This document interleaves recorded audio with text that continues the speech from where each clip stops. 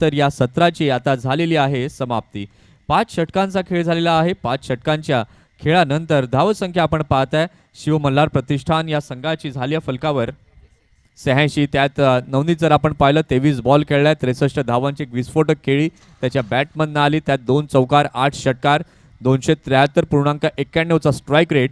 ही नवनीतची inning आपण पाहू शकाल कशा पद्धतीने त्याने ती फटकेबाजी केली आणि एक झुंजार अर्धशतकीय खेळी सकाळच्या सत्रामध्ये नवनीतच्या बॅटमधनं पाहायला मिळाली. म्हणजे या स्पर्धेमध्ये आपण पाहिलं तर विक्रम जे आहेत ते आपल्याला पाहायला मिळतात आणि विक्रमादित्य खेळाडूची ओळख असणारी ही सालवड प्रीमियर लीग आपण पाहत आहे. ही तुफान फटकेबाजी नवनीतची आपण पाहत आहे. प्रत्येक बॉलवरती त्यानं मात्र दाखवली की कशा पद्धतीने फटकेबाजी करायची, चेंडूला कसं ओळखायचं आणि धावसंख्येचा आलेख कसा पुढे घेऊन जायचा.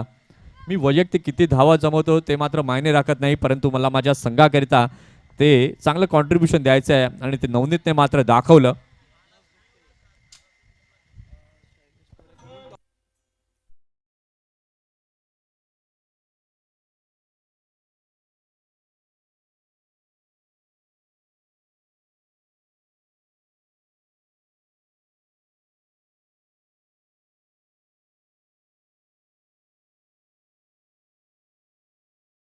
मी विनंती करीन की नवनीत लाडला ती ऑरेंज कॅप आपल्या शुभस्ते द्यायची आहे. त्याचबरोबर शैलेशजी मोरे यांना देखील मी विनंती करीन की आपण टॉस करण्याकरिता यायचं आहे.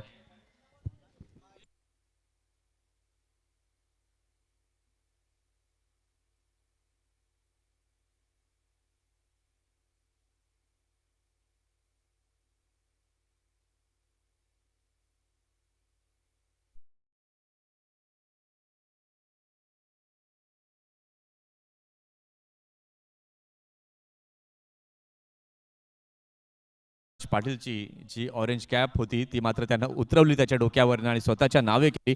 नवनीत लाड काय जबरदस्त हायेस्ट रन स्कोरर आपण पाहताय सालवड प्रीमियर लीगचा ऑरेंज कॅप होल्डर.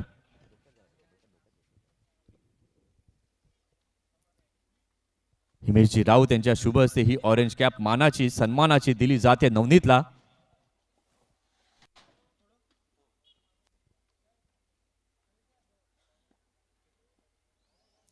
चला या दोन्ही टीमचे कर्णधार शैलेशजी मोरे यांना देखील मी विनंती करतोय की आपण टॉस करण्याकरिता इथे यायचं आहे. एका बाजूला पृथ्वी 11 संघाचा कर्णधार आणि त्यांच्या विपक्षमध्ये SSC संघाचा कर्णधार त्वरित या.